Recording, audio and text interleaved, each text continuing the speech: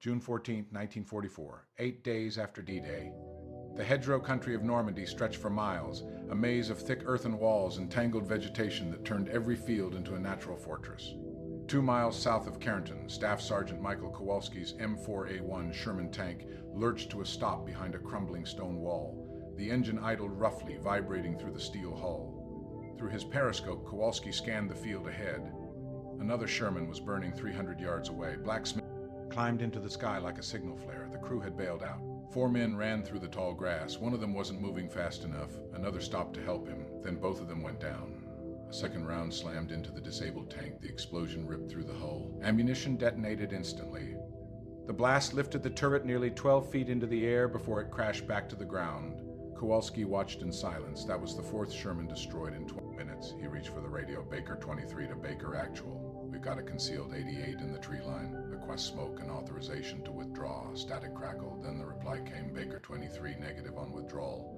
Intelligence reports minimal armor presence. Proceed with advance. Kovalski felt his jaw tighten. Minimal armor presence, right? Someone back at headquarters was studying yesterday's reconnaissance reports while tank crews were burning alive in today's reality. Glanced down at his loader. Private Andy Castellano, 19 years old, from Brooklyn.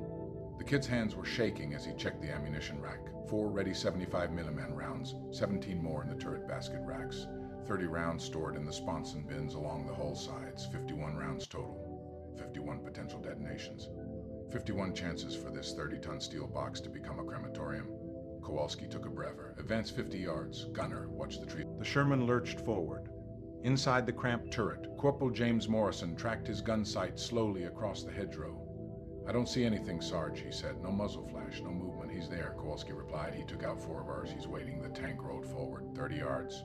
The stone wall disappeared behind them. Now they were exposed in the open field. Every instinct Kovalski had screamed to reverse, to get back behind cover, but orders were minimal armor presence. Proceed with advance. Then it happened. The German gun fired. The round struck low. It punched through the right sponson at a shallow angle. Kovalski felt the impact before he heard it, a metallic crack. Then a pressure wave slammed through the crew compartment. The armor-piercing shell shattered as it entered, spraying fragments of red-hot steel across the interior. One fragment hit the sponson ammunition rack. The propellant charges ignited instantly. Bang, bang. 30 rounds detonated in rapid succession, each explosion feeding the next. The temperature inside the tank jumped from 80 degrees to 400 in less than 3 seconds. Castellano screamed. The ready rack behind him ignited. 4 rounds exploded at once. The loader's position turned into a blast furnace. Kovalski grabbed the kid's shoulder. He tried to drag him toward the commander's hatch. But Castellano's uniform was already burning. Morrison reacted faster. The gunner kicked over his hatch and bailed out in one fluid motion. He landed hard on the engine deck outside. Kovalski shoved Castellano upward. The kid wasn't moving on his own anymore, just screaming halfway out, almost clear.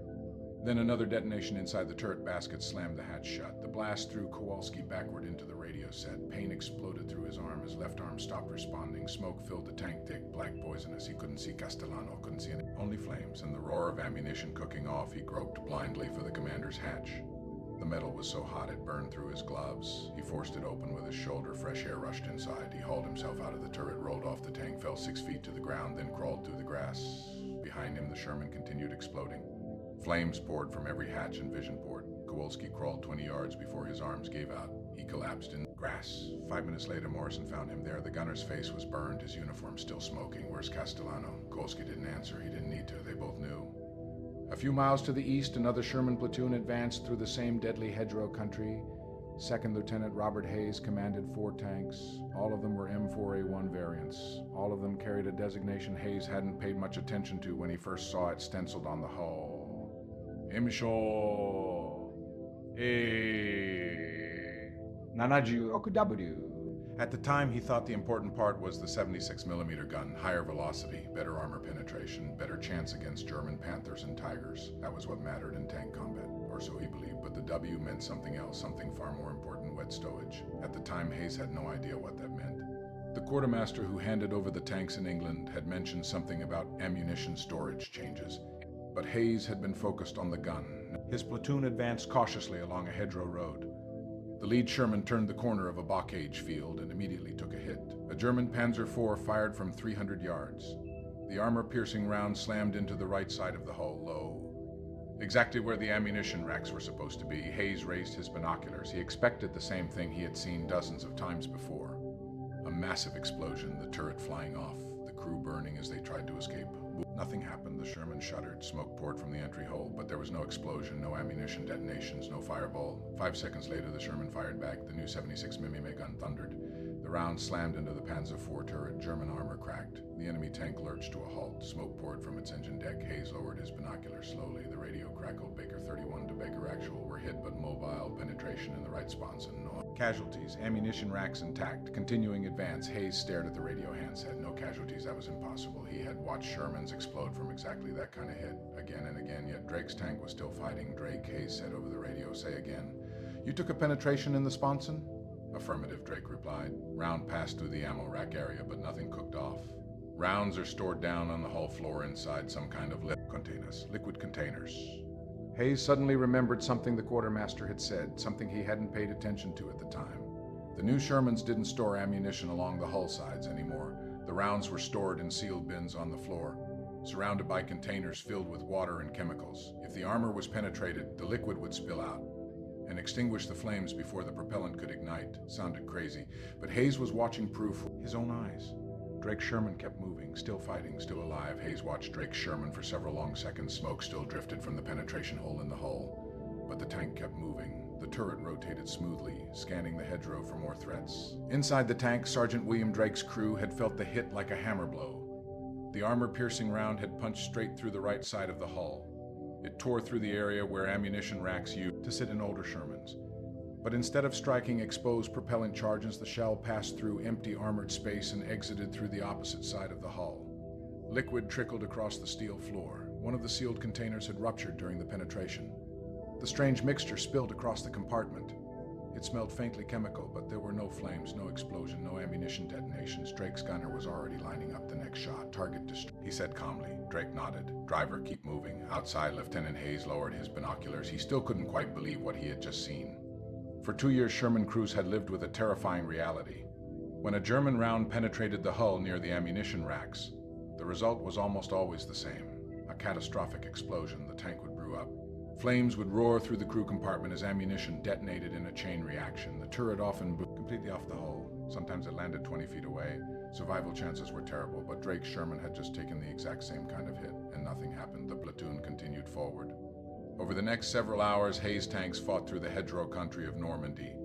German anti-tank guns were hidden everywhere. Panzer IV lurked behind hedges. Pak-40 guns waited in tree lines. Every field was a potential ambush. The Shermans took hits. One tank lost a track, had to be abandoned. Another suffered engine damage from shrapnel. But something remarkable kept happening. Even when armor-piercing rounds penetrated the hull, the tanks didn't explode. Crews bailed out safely. Some tanks were even able to keep fighting after taking damage. By nightfall, Hayes had lost only one tank permanently. 3 others were repairable. More importantly, every single crewman was alive. Hayes radioed the company commander. Baker platoon reporting status. 1 tank mobile kill, 3 damaged, no crew fatalities. There was silence on the radio for a moment. Then the company commander responded. What the hell kind of magic tanks are you driving? Hayes looked over at Drake Sherman. The tank sat hull down behind a hedgerow. The right side of the hull was blackened where the round had penetrated, but the crew was outside the tank. They were laughing, brewing coffee on a small field stove. Joking about the German gunner's bad aim, Hayes keyed the radio again. Magic, sir. Just better engineering. 300 miles to the east, inside a Wehrmacht tank depot near Falaise, a German officer was reading a troubling report. Oberleutnant Klaus Werner commanded a company of Panzer IV tanks. He was a veteran of the Eastern Front. His tanks had destroyed dozens of Soviet T-34s during the retreat from Kursk. Now his unit had been transferred to France to stop the Allied breakout. The intelligence report in his hand described a disturbing new development. American Sherman tanks were no longer exploding when hit in the ammunition storage areas. Werner read the report once, then again, and then a third time. It made no sense. The Sherman's weakness was well known among German tank commanders. Hit the sponson, hit the turret basket, aim for the ammunition racks. The Sherman would detonate like a bomb. German gunners called it the Tommy Cooker. But according to recent battlefield reports, something had changed. American tanks were surviving hit. That should have destroyed them. Werner called his officers together. He read the intelligence report aloud. The room filled with skeptical laughter. Propaganda, one officer said immediately. The Americans want us to think their tanks are invincible. Werner wasn't convinced. Perhaps, he said slowly, but perhaps they have actually solved the problem. The officers fell silent. If they have, Werner continued, then our tactics must change. Right now, our doctrine depends on killing Shermans quickly. If we cannot destroy them immediately, the battlefield becomes far more dangerous. The following morning, Werner's company prepared an ambush. 8 Sherman tanks were advancing through open farmland near Villers-Bocage, perfect terrain for a trap. Werner positioned his Panzer IV inside a tree line overlooking the road. They dug their holes into shallow depressions. Only the turrets remained visible. Fields of fire were clear. Ranges were perfect. The Americans drove without infantry support. From Werner's perspective, it looked like an easy victory. Target identified, his gunner said. Sherman tank, range 800 meters. Werner nodded. Fiera. The Panzer IV 75mm gun thundered. The round slammed into the right side of the lead Sherman, direct hit, exactly where the ammunition rack should have been. Werner watched through his optics. He waited for the explosion, but none came. The Sherman rocked from the impact. Smoke drifted from the entry hole, but the turret kept moving. 5 seconds later, the American tank fired back. The shell screamed over Werner's tank and exploded in the trees behind them. The message was clear. The Sherman was still fighting. Werner felt a chill run through him. This was not how Sherman tanks were supposed to behave. The battlefield changed in an instant. The American Sherman that Werner's gunner had hit was supposed to be burning. It was supposed to explode, its turret thrown into the air as ammunition detonated. Instead, the tank kept moving. The turret swung toward the German tree line. A flash erupted from the gun barrel. The 76mm round slammed into the ground just behind Werner's position, throwing dirt and shattered branches across the hidden Panzer IV. The Shermans accelerated. They were charging directly into the ambush. Werner couldn't believe it. Sherman crews usually hesitated after taking hits. Many bailed out immediately, knowing that ammunition could ignite any second. But these tanks behaved differently. They pushed forward aggressively. Second tank fire, Werner ordered. Another Panzer IV fired. The round struck the lead Sherman again, this time hitting the turret front. The shell ricocheted off the curved mantlet with a bright flash. The American tank fired again. This time the round struck Werner's second Panzer IV squarely in the hull. The German tank erupted in flames. Its ammunition detonated violently inside the hull. The turret blew open as fire poured out. The crew never had time to escape. Werner felt his stomach tighten. This was wrong. Everything about the engagement had started perfectly. His tanks were hidden. The Americans had driven directly into the kill zone. His gunners had scored first-round hits. Yet somehow the battle was turning against them. The remaining Shermans continued advancing. Their guns fired rapidly. High-explosive rounds smashed into the tree line. Shell fragments ripped through bark. Wood splinters flew like shrapnel. The concealed German tanks were suddenly under heavy fire. Werner's gunners tried to return fire. Another Sherman was hit. The round struck the side of the hull and penetrated. The tank stopped moving, but again there was no explosion, no fireball. The turret still moved. Moments later, the crew bailed out and ran for cover. Another Sherman fired. Its round struck a Panzer IV directly in the turret ring. The German tank burst into flames almost inside. The ammunition ignited in a chain reaction. The turret blew apart in a violent blast. Werner stared through his optics. 2 of his tanks were already burning. The Americans had lost only mobility. Their tanks might be damaged, but they were not exploding. Withdraw, Werner ordered. The remaining Panzer IV reversed out of the tree line. Engines roared as they pulled back into cover. The engagement had lasted less than 5 minutes. 2 German tanks destroyed, 1 damaged. They had lost 2 Shermans to mobility kills, but none had exploded, none had brewed up. That evening, Werner sat at a field desk writing his after-action report. He described the battle carefully. No exaggeration, no emotion, just facts. American Sherman tanks displayed unexpected resilience to penetrating hits. Multiple rounds struck the ammunition storage areas without causing catastrophic detonations. Crew survival rates appeared significantly higher than in previous engagements. Werner paused. Then he added a final line. Immediate investigation recommended. Something about the Sherman tank had changed. Hundreds of miles away, across the Atlantic Ocean, the answer was rolling off an assembly line. Inside a massive factory in Detroit, Michigan, workers at the Fisher Body Division of General Motors were building Sherman tanks at an astonishing rate. Only 2 years earlier, the factory had produced automobiles. Now it produced war machines, hundreds of tanks every month. Each one carried a small but incredibly important designation, a painted letter on the hull, wet-stowage. The change looked simple on paper, but it had required months of engineering work. Earlier Sherman tanks stored ammunition along the sides of the hull. These racks were called sponson racks. They held dozens of large shells. The propellant charges were highly flammable. If an armor-piercing round penetrated the hull in that area, the propellant often ignited instantly. The result was catastrophic. A reaction of explosions that destroyed the tank and killed the crew. Engineers had studied hundreds of destroyed Shermans. The pattern was obvious. Ammunition fires were the biggest killer of tank crews. So the engineers asked a radical question. What if the ammunition was surrounded by liquid? At first, the idea sounded ridiculous. Some early concepts were almost absurd. One proposal suggested filling the entire fighting compartment with water. Tank crews would operate inside a submarine-like interior, breathing through special equipment. Fortunately, that idea was quickly rejected. Instead, the engineers developed something far more practical. They redesigned the ammunition storage system completely. Instead of storing shells along the hull sides, the ammunition was moved to the floor of the tank. Each group of shells was placed inside armored bins. Around those bins were sealed containers filled with a special liquid mixture. If enemy fire penetrated the tank, containers would rupture, the liquid would spill out, and any sparks or flames would be extinguished before the propellant could ignite. It was a simple concept, but brutally effective.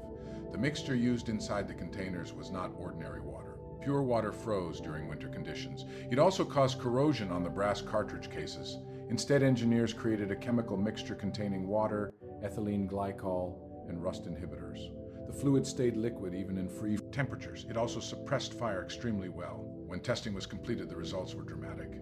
Shermans with traditional dry ammunition storage burned after penetrating hits about 60 to 80% of the time.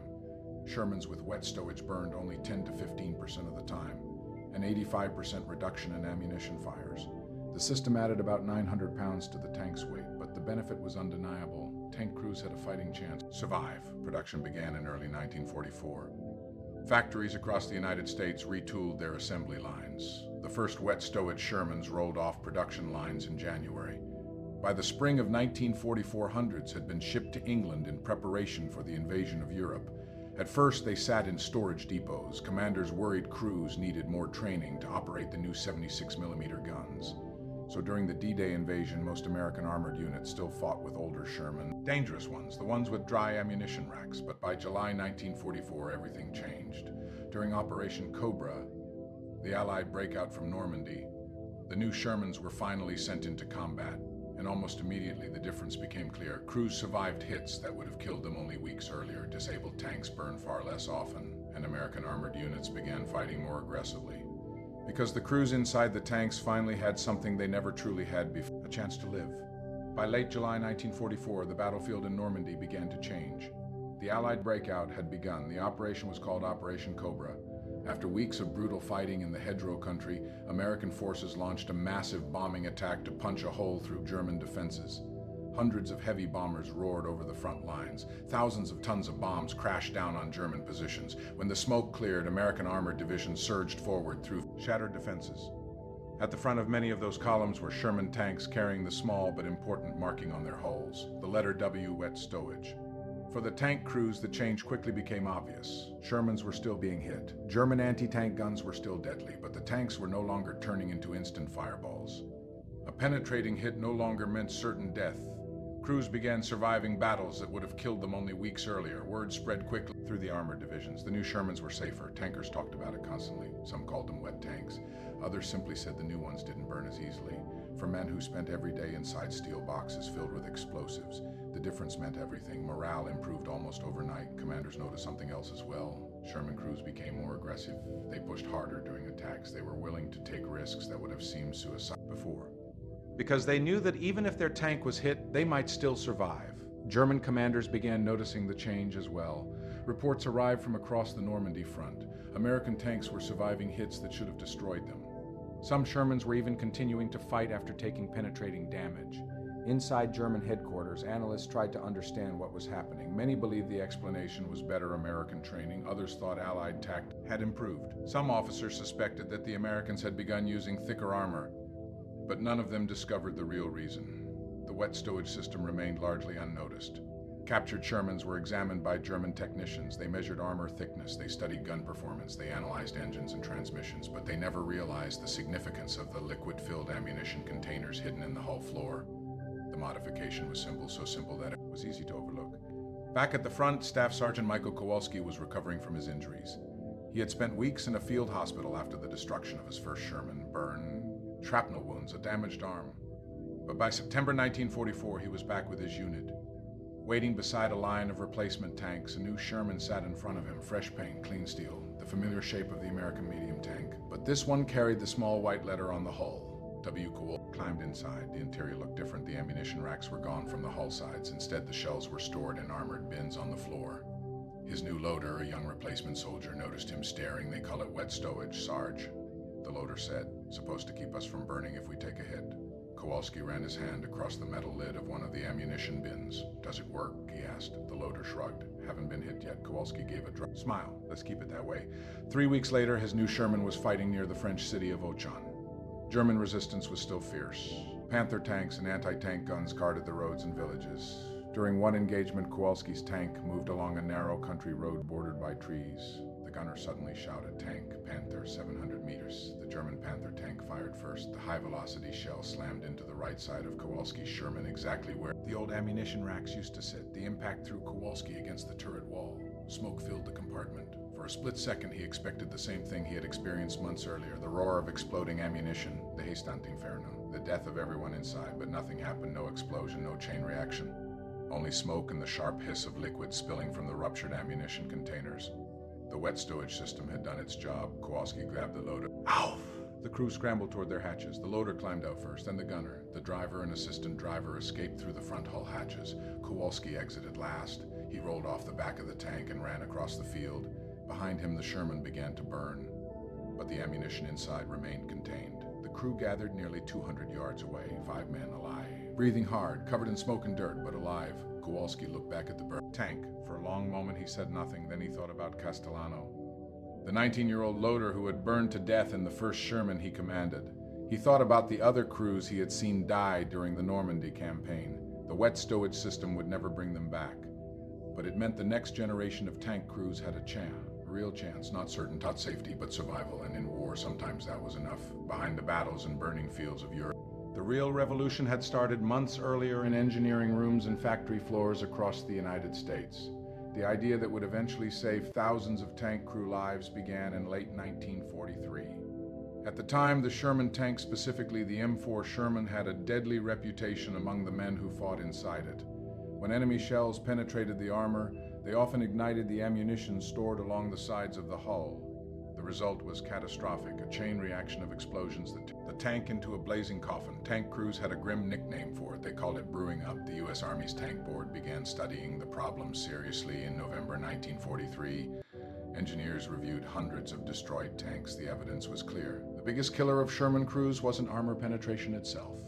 It was ammunition fires that followed. A radical idea emerged during one of the engineering meetings. What if the ammunition was surrounded by liquid? At first, the proposal sounded ridiculous. Some early concepts were extreme. One suggestion even involved filling the entire fighting compartment with water so flames could never start. Tank crews would operate inside sealed compartments using breathing equipment. The idea was quickly rejected. Instead, engineers pursued a far more practical design. They redesigned the ammunition storage system entirely. Instead of storing shells and racks along the hull sides, the ammunition was moved to armored containers on the floor. These containers were surrounded by sealed chambers filled with liquid. If enemy fire penetrated the tank, the chambers would rupture. The liquid would spill out and suppress flames before they could ignite the propellant charges. The mixture used inside these chambers was carefully developed. Pure water was effective for fire suppression, but it had problems.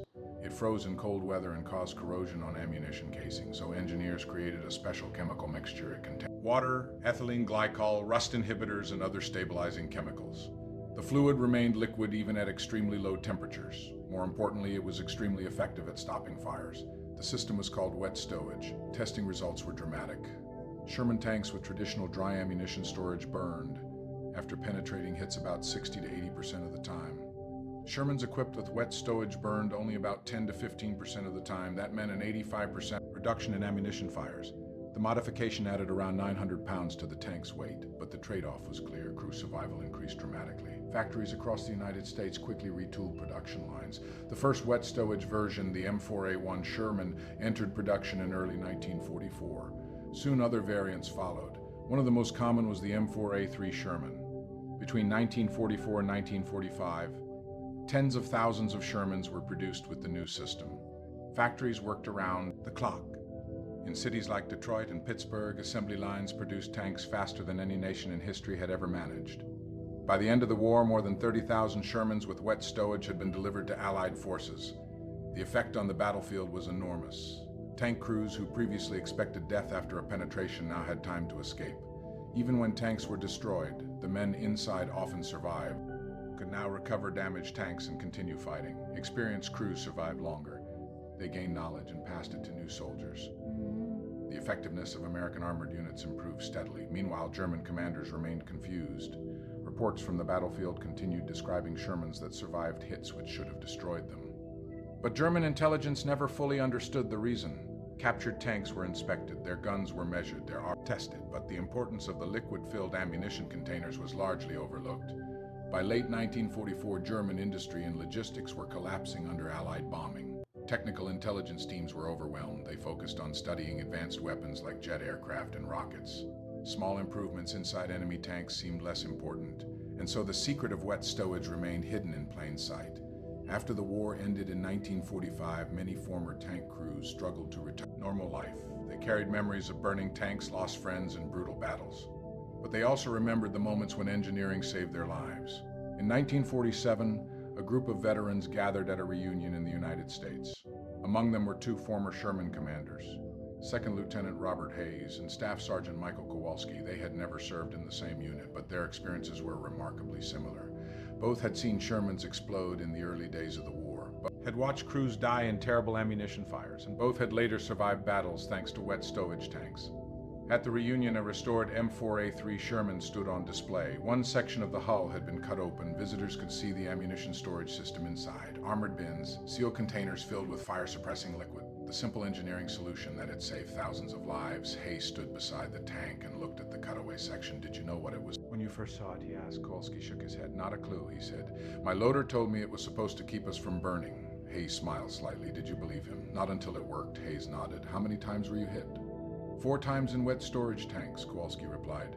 Walked away from all of them. Hayes looked at the Sherman quietly. "I lost 11 friends before we got the new tanks." Kowalski didn't respond right away. After a moment, he spoke softly. "I had a loader named Castellano," he said, 19 years old. "He burned to death in my first tank." Both men stood in silence for a moment. Around them, visitors continued walking past the display. Most people saw just another old tank, a piece of history. But for the men who had fought inside those machines, it meant something far more personal. The wet stowage system didn't change the fact that war was brutal. Sherman tanks were still vulnerable. German weapons like the Tiger Eye and the Panzer tank could still destroy them, but wet stowage gave crews something priceless: time. A few extra seconds to escape, a few extra seconds to live. And in the chaos of battle, those seconds made all the difference. Because survival in war is rarely about being invincible. It's about buying just enough time to make it home. And for thousands of Sherman crews during World War II, that small engineering change meant the difference between becoming another name on a casualty list long enough to tell the